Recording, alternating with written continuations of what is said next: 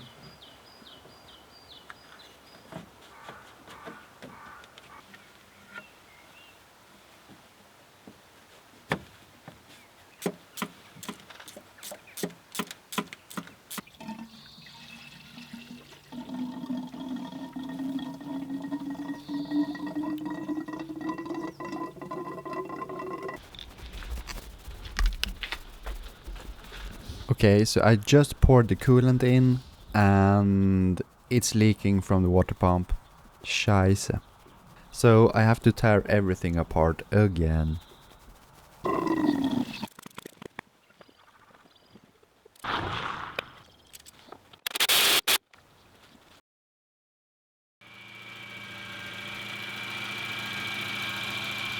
But this time, it's working. Oh yeah. Okay, so the heat is finally working inside the car. Awesome! It was also time for summer tires. But the thing is, I bought these sets of Hydras, but they had winter tires with studs. But I removed every single stud by hand with a screwdriver. So now I can legally drive on them. But I can't recommend anybody to remove the studs because I got a really bad blister in the palm of my hand, so I can't recommend it. So after swapping the tires, I was driving home from work and I heard this sound. So yeah, basically don't forget to tighten your wheel nuts properly. And then it was time for the exhaust system. It's no wonder it was making really bad noises.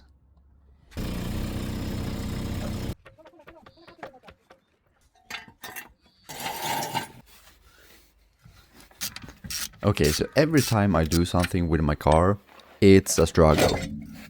You can see the process here that I was struggling quite a bit just to remove the old system, and it got stuck and I couldn't remove them, and like they had rusted together, and yeah, I had to bend and break and like pull it apart, literally.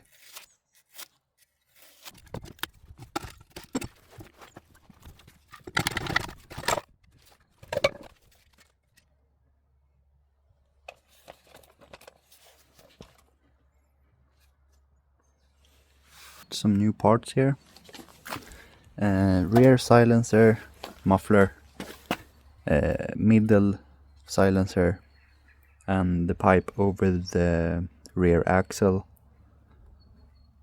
some fasteners, clamps, and yeah, that's it.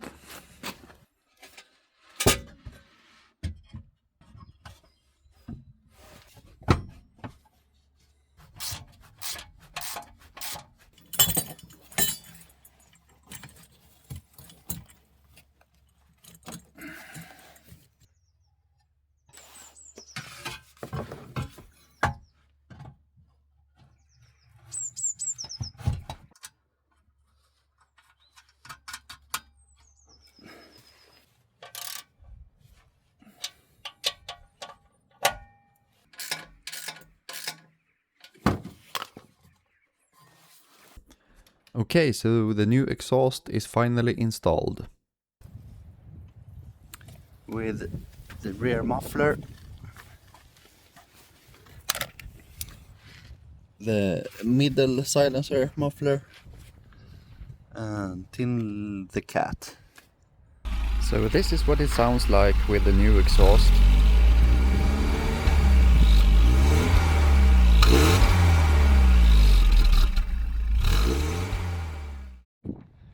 Okay, so since I put the summer tires on, or summer wheels, I noticed that they do not hold air over time. So basically I put 3 bars of pressure in all of the tires, and I think 3 of them are leaking somewhere. So yeah, and it seems to be that it's these valves that are leaking. It's the rubber here around them. So I need some new tires, I think. And as you guys can see, I have something on my roof. So yeah, that's for the next episode, and I will tell you why. And I also plan to do a lot more things with this car, because We are going camping, so stay tuned for that.